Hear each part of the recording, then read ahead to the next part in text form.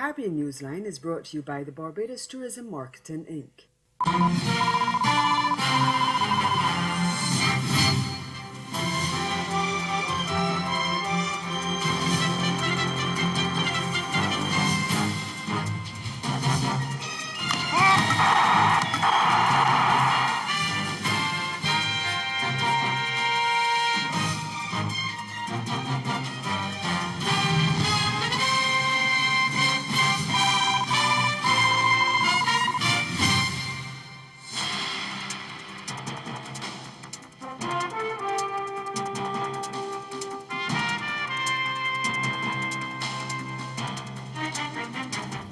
St. Kitts opposition legislators stage a walkout of Parliament. Our top story in Caribbean Newsline for Wednesday, February 14. From the CMC News Center in Bridgetown, I'm Ricardo Roberts. Good evening. Thanks for joining us. Opposition legislators in St. Kitts and Nevis walked out of the Parliament on Tuesday, accusing Speaker Michael Perkins of attempting to stifle any criticism of the government. The walkout followed the Speaker's decision to suspend opposition legislator Conris Maynard for 10 days for the dishonorable conduct he displayed after being chastised for being in violation of the standing orders. That suspension came after a motion for Maynard to be named, which was requested by the Speaker, was moved by leader of the government business in the National Assembly, Eugene Hamilton. Hamilton chastised the opposition legislators for their behavior and suggested it was all part of a wider plan.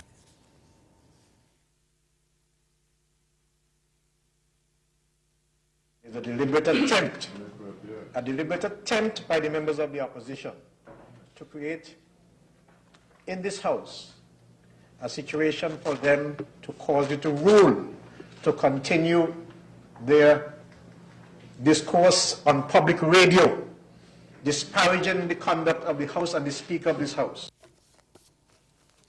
But opposition leader Dr. Denzel Douglas, who led the walkout, charged that there is a concerted effort on the part of the government not to allow the opposition to speak on critical issues in the Parliament. He said Maynard and another opposition legislator, Marcella Liburd, had given sterling presentations on the St. Christopher Air and Seaports Amendment Bill when the Speaker took the action. The former Prime Minister said the fundamental questions raised by Liburd and Maynard in the presentations in the debate were whether the government was planning to sell the airport and the seaports to private entities.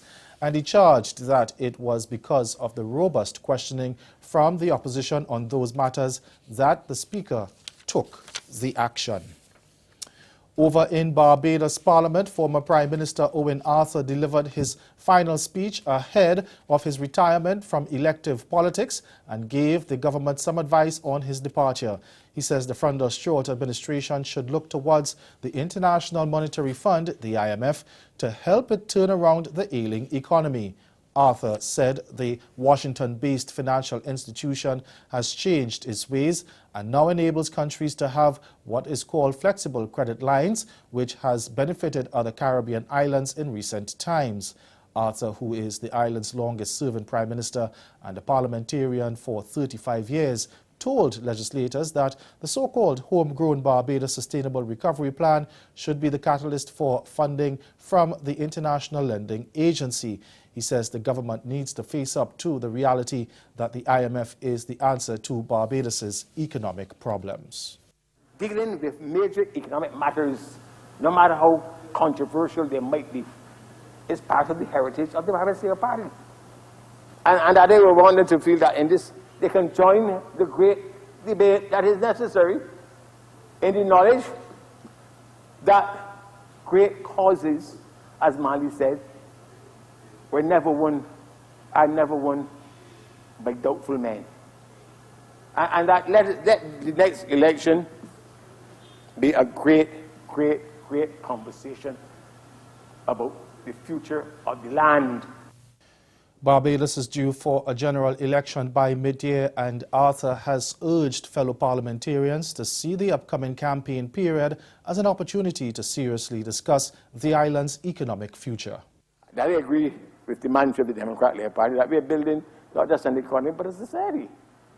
And that my disappointment in these estimates is that there is no new striking program upon which the government is prepared to embark to recognize that there is social disorder and that the state can have things to do that can help us to address social disorder.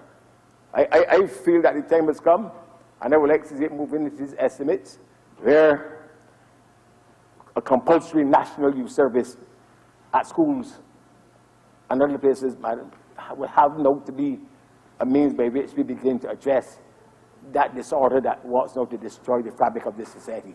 And I'm prepared to vote for it, no matter how much it costs. And Arthur warned that whoever is tasked with the responsibility of leading the country after the election will have an uphill task. The people of this country want the country to succeed.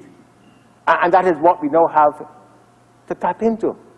We must not fail Barbados. And I want to say, as I leave Parliament for the last time, Madam Deputy Speaker, because this will be my last speech ever in the House of Assembly. That I do not believe that the next Parliament will have to preside over the greatest challenges that has ever been faced by a Parliament in this country. The greatest ever. They will have to make the greatest adjustments ever.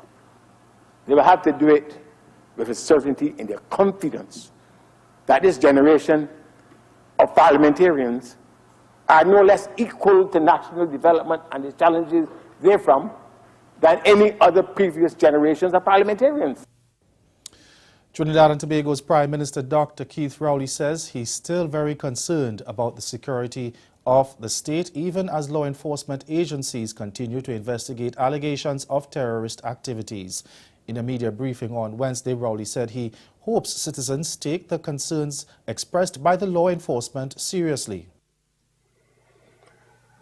As Chairman of the National Security Council, I could tell you that we have had to monitor the activities of some of our citizens, a very small minority albeit, but we would be putting our heads in the sand if we do not acknowledge and accept that we as a people are part of the scourge of internationally unacceptable developments, more so in recent times, where some of our citizens have taken positions that are alien to us as a people, and of course, detrimental to the well-being of our nation if their teachings and actions are allowed to go unobserved or unchecked.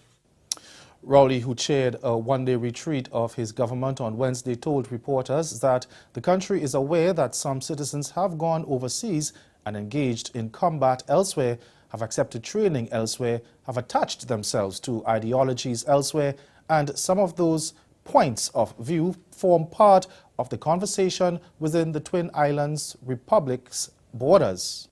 It is against that background that from time to time you would have heard in the Parliament colleagues of ours asking questions of the government as to whether the government is taking steps to ensure that the state pays attention to persons who within the freedoms of our society may be engaged in contemplating, planning, or God forbid, executing actions against the public interest of Trinidad and Tobago. When those questions would have come to us in the Parliament, and some came months ago, not too long ago, you would have heard the government responding, saying, yes, we are observing certain developments on the part of certain persons, certain situations, to ensure that we monitor what is happening within our borders, so that in the event that persons take it upon themselves to harm the national interests, that the best position would be for the state to intervene and fend off or disrupt such activities. Meanwhile, police say they have so far detained 13 people as investigations continue into the alleged plot to destabilize carnival celebrations. Acting Police Commissioner Stephen Williams says several properties have also been searched since authorities disclosed the alleged plot last Thursday. The family of one of the men detained has since sent a letter to Williams demanding his release. Last week, the Canadian, United States and British authorities issued statements warning their nationals to be wary of a terrorist threat in the Twin Island Republic, although local officials have shied away from referring to any terrorism in their discussion about the alleged plot. At least 4 people were killed in separate incidents during the carnival celebrations, but authorities say they were not linked to the threat under investigation. Coming up in Caribbean Newsline, the zones of special operations extended in 2 communities in Jamaica. That story and more after the break.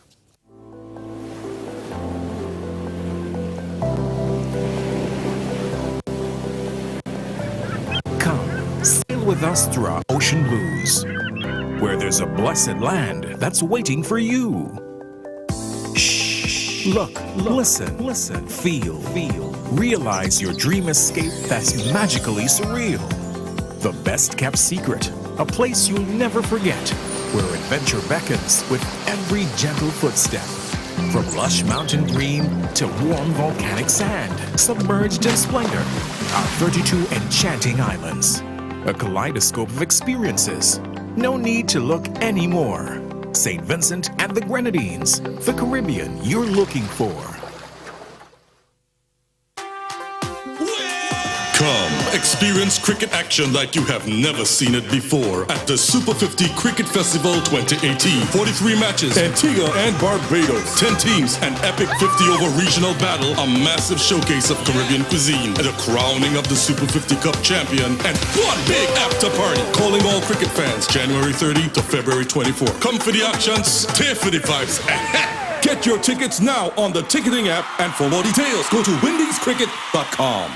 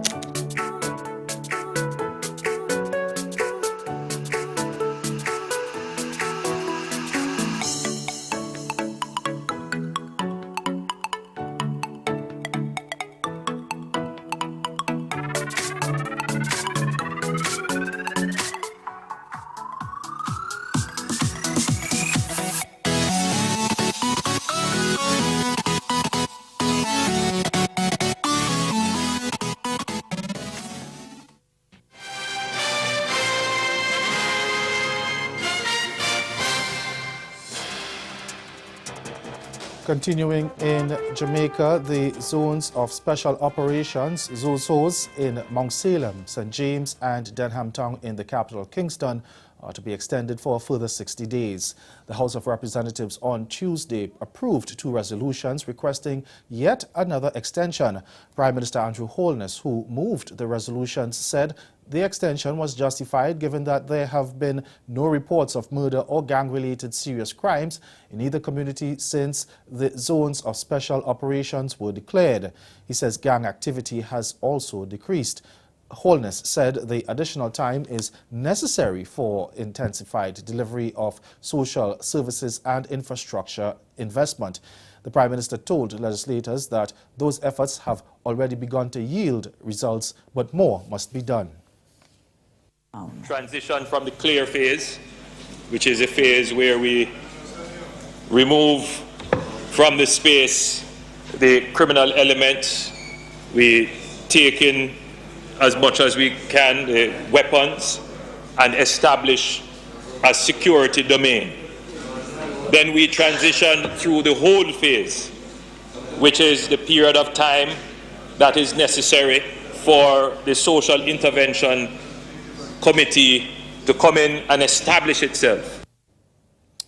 This is the 3rd time the ZOSO has been extended in Mount Salem zone, which was the first to become operational on September 1, 2017. It is the 2nd extension for Denham Town. And staying with developments in Jamaica's House of Representatives, the government used its majority to crush changes to the Banking Services Act proposed by opposition Member of Parliament Fitz Jackson. Finance Minister Audley Shaw says government wants to protect consumers, but most of the proposals were already covered in legislation passed by the previous and current administrations and in new law being studied. Now, Jackson's proposals paid particular attention to banking fees. We too, on this side, are concerned about certain fees and excessive charges in the banking system.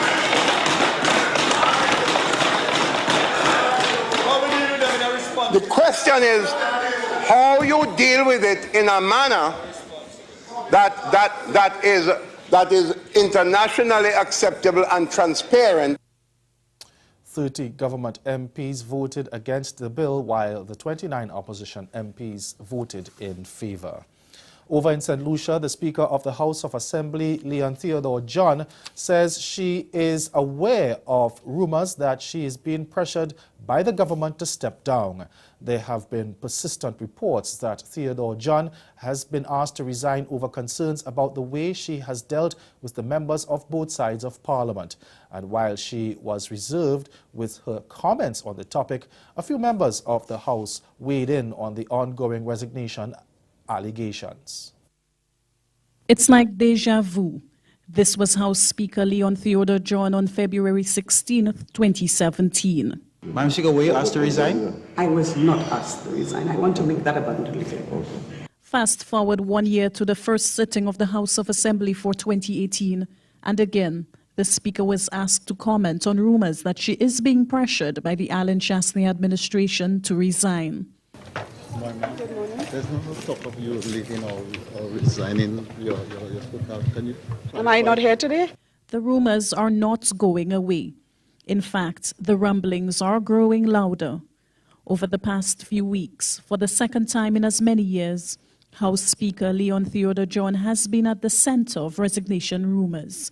The conjecture in 2017 focused on the Speaker's tough handling of House affairs, a disciplined approach that saw her chastising members of both sides of the House, including demanding that the Prime Minister and member for Miku South take his seat.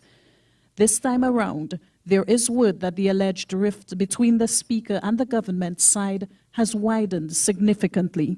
What can you say about this? Have you been hearing the talk? Well, yes, I'm not a social media person, but I'm hearing it too, okay? I am here, I am the Speaker, unless and until I decide to resign or the government or whoever moves the motion, I am still the Speaker of the House of Assembly. Recently, the opposition St. Lucia Labour Party weighed in on the rampant resignation talk. On Tuesday, Castries South MP Dr. Ernest Hilaire said it is the ruling administration's prerogative to appoint a Speaker of its choice. He, however, warned that talk of replacing the Speaker should not cloud another important issue, the absence of a Deputy Speaker. Well, I don't know that we're concerned. The Speaker is appointed by the ruling party, the government, and if they think they should change the Speaker for whatever reason, they can do so. And of course, they do have the majority in Parliament and can do so. So whether they change the Speaker or not is not really a concern for us. I think we're more concerned about why they continue to have no Deputy Speaker, because when the Parliament started in 2016, a Speaker was appointed and a Deputy Speaker was appointed. The Deputy Speaker then was Honorable Sarah Flood, who was then made a minister, and we've not had a Deputy Speaker since. And now if you're going to change the Speaker again, and still not appoint a Deputy Speaker, you're really making a mockery of the House. But that's the government's approach to governance. That's how they feel they should govern the country, that they are in power and they should do whatever they want. The government side has remained silent as the resignation rumors persist. And ahead in Newsline Sport, West Indies A barely secure a win against England Lions in their opening test. The details after the break. Join Caribbean Passport as we touch down for Trinidad and Tobago's Carnival with fantastic costumes, soca music, and a few iconic characters all in the mix. We also look ahead at what's happening in sunny Barbados. All this and more coming up next on this station.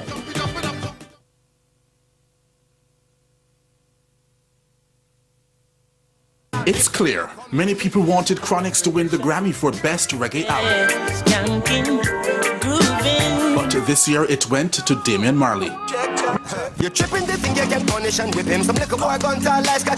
After the announcement on Sunday afternoon, the internet went wild. Grammy goes to Stony Hill, Damian Jr. Gong Marley. With people, of course, congratulating Junior Gong.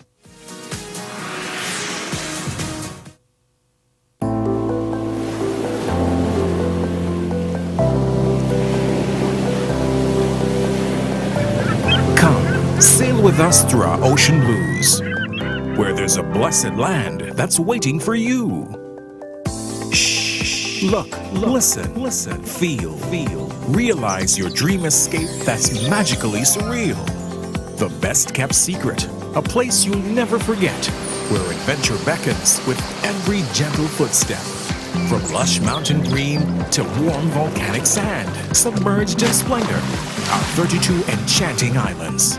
A kaleidoscope of experiences. No need to look anymore. St. Vincent and the Grenadines, the Caribbean you're looking for.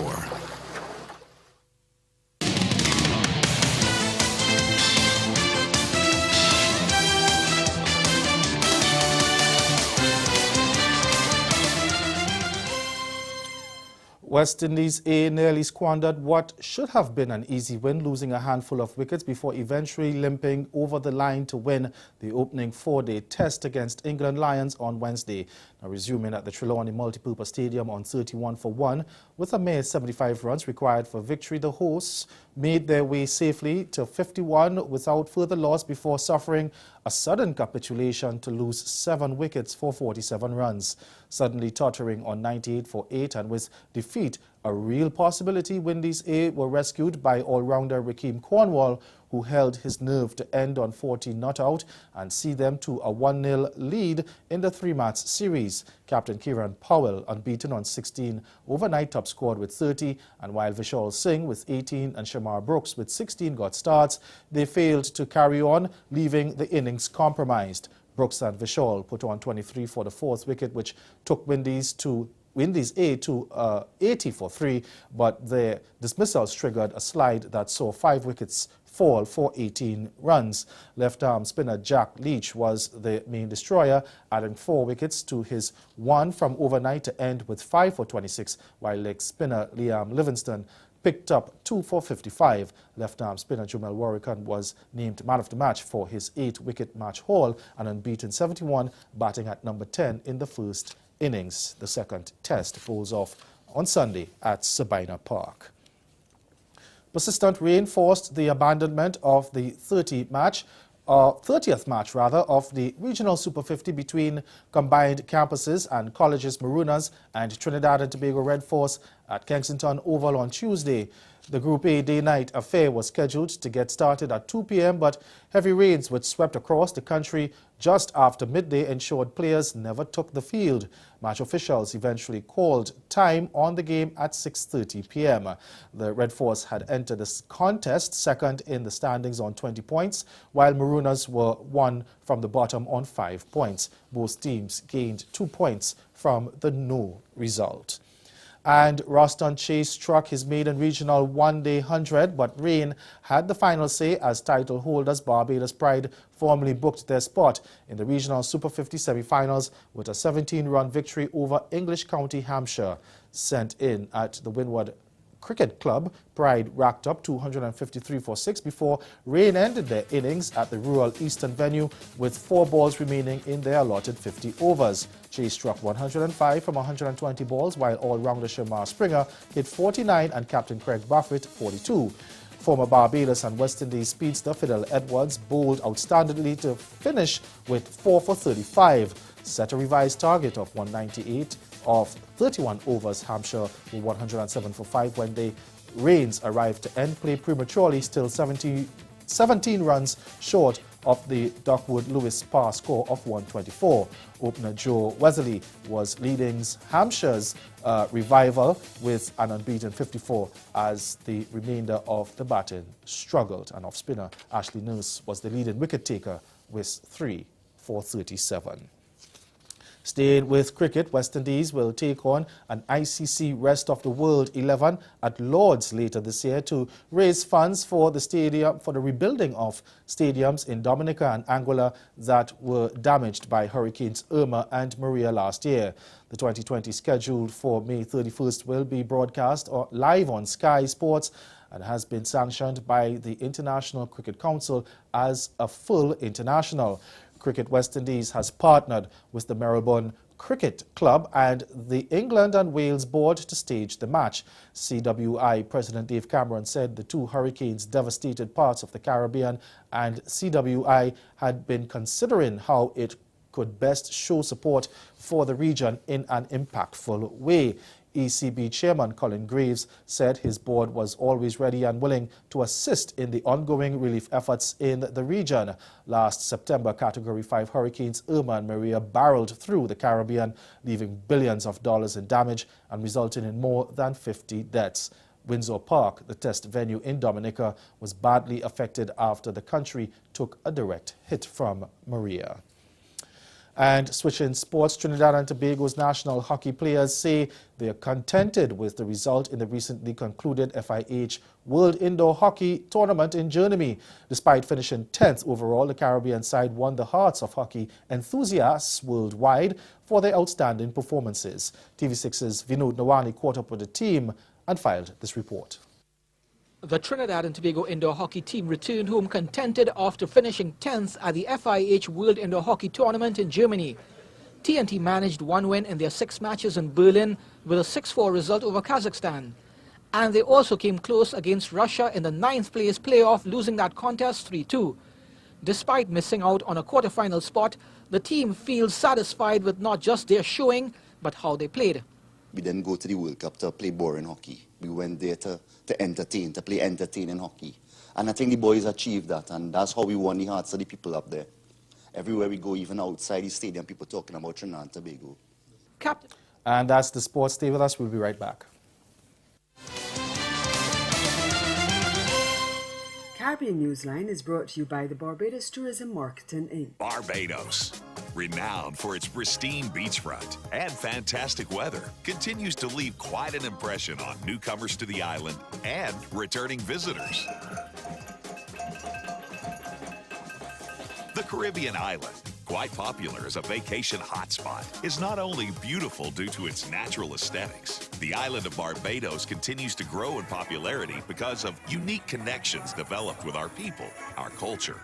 We can't wait to welcome you.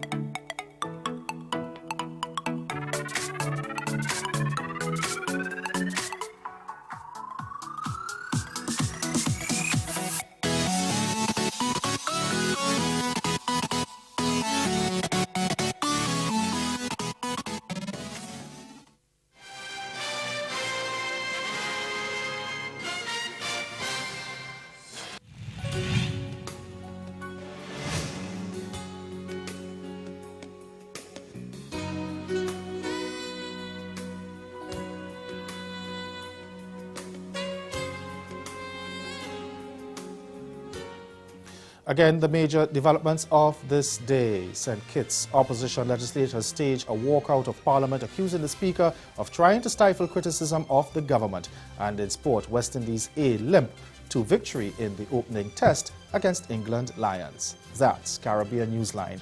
For news and sport round the clock, log on to CarterNews.com. We'll be back here again tomorrow, but from all of us at CMC News, thank you for watching. Have yourselves a good night.